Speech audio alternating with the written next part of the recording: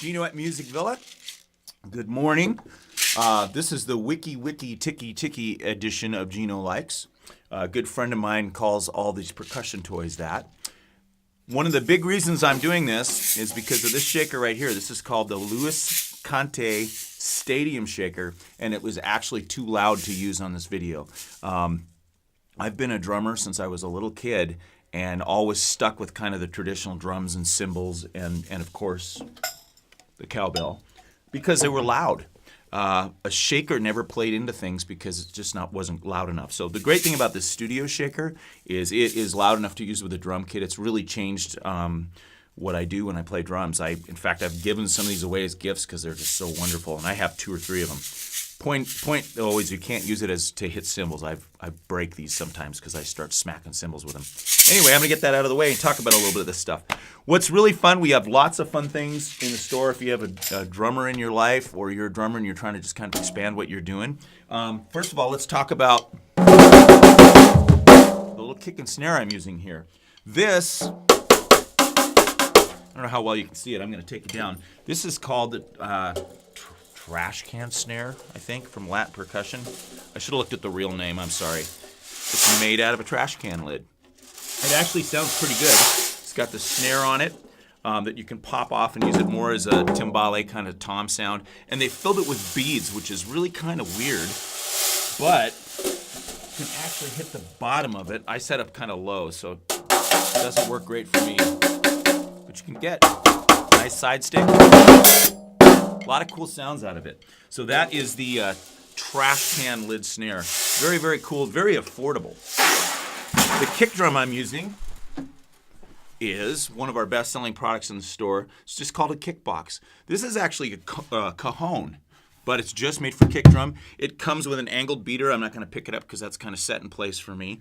It comes with an angled beater. You can use it with any kick drum pedal, and again, very inexpensive. So this is really cool. I think that with the advent of open mics and acoustic music, there's a really funny video on YouTube called Dude, I Don't Want to Play Cajon that a customer turned me on to.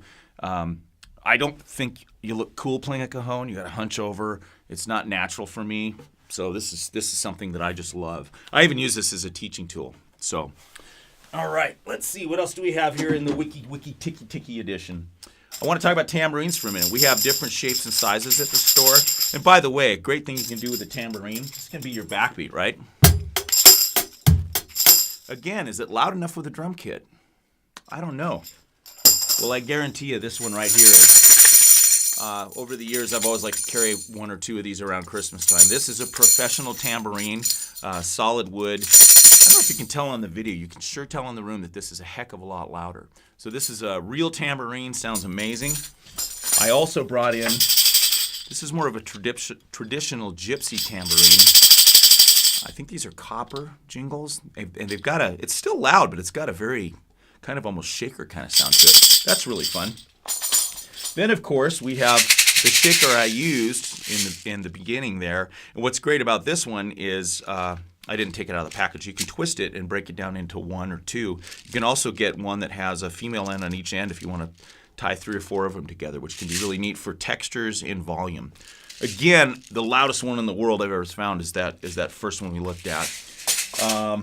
Of course, the Crasher. These are great for all kinds of music. There's also a large size, and you can kind of get this. Yeah, the bigger one works better for that, and it takes a little practice to do it sideways. These are really great in all kinds of music. I've seen a lot of metal guys with stacked cymbals and a couple, 2, 3 different crashers around the kit. Inexpensive, great way to really augment your kit. It's tiny, inexpensive. Of course, can't have too much of that, right? Lots of shapes and sizes here at the store. And then, of course, the well-known jam block from Latin Percussion. 2 sizes available in these. Again, just lots of different textures to open up your grooves as you play. On the cajon front, we have lots of different cajons. They work great for, I should have sat on this, would have been a cool thing, but I needed a table for all my stuff. And we do have a few more of these cajon rods and whackers around the store. You can get lots of cool sounds out of these. Some of them have jingles. So lots of fun stuff in here. 2 other things and I'm done, actually. This is called the iTap. I thought this was really wonderful. Now, granted, I'm not a percussionist. I'm a drummer, but there's some great videos of guys playing this. This is kind of like a travel cajon, if you will. Very cool little design, though. These are on hand at Music Villa.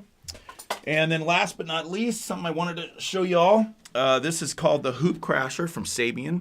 It affixes to, this is a 14-inch, affixes to a 14-inch drum. It's pretty interesting here.